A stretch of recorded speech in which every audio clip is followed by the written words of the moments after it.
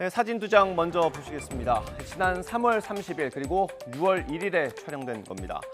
민주당과 국민의힘이 국민권익위원회에 부동산 거래 전수조사를 요청하는 모습입니다.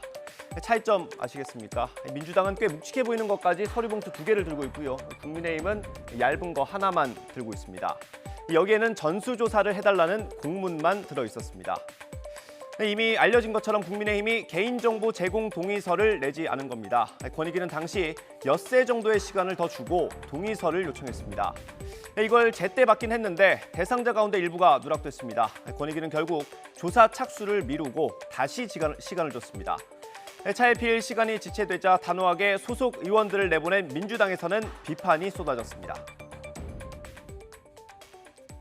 김기춘, 우병우 등 법꾸라지의 전통을 이은 부동산 미꾸라지, 북꾸라지 정당이라는 것을 보여주고 있습니다.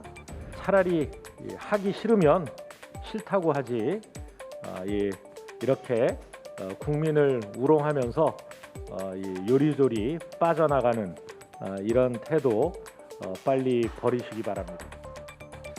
민주당은 국민의힘이 특별조사단장의 임기를 계산해서 빠져나가려는 게 아니냐고도 꼬집었습니다.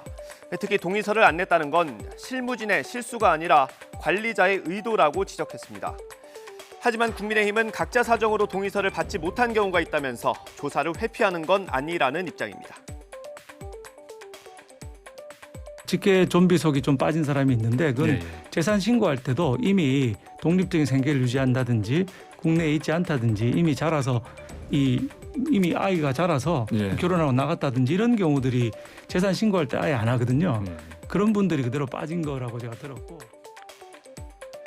네, 이번에 빠진 동의서가 어느 정도 규모인지 정확히 밝혀진 건 없습니다. 하지만 상당수는 제출을 완료했지만 그렇다고 내지 않은 사람이 극히 일부는 아니라고 전해지고 있습니다. 국민의힘은 앞서 조사 대상이 아니라는데도 감사원을 찾아갔다가 퇴짜를 맞기도 했습니다. 국민의힘의 속내가 어떻든 비슷한 일이 반복되면 신뢰가 무너지고 진정성은 의심받을 수밖에 없습니다.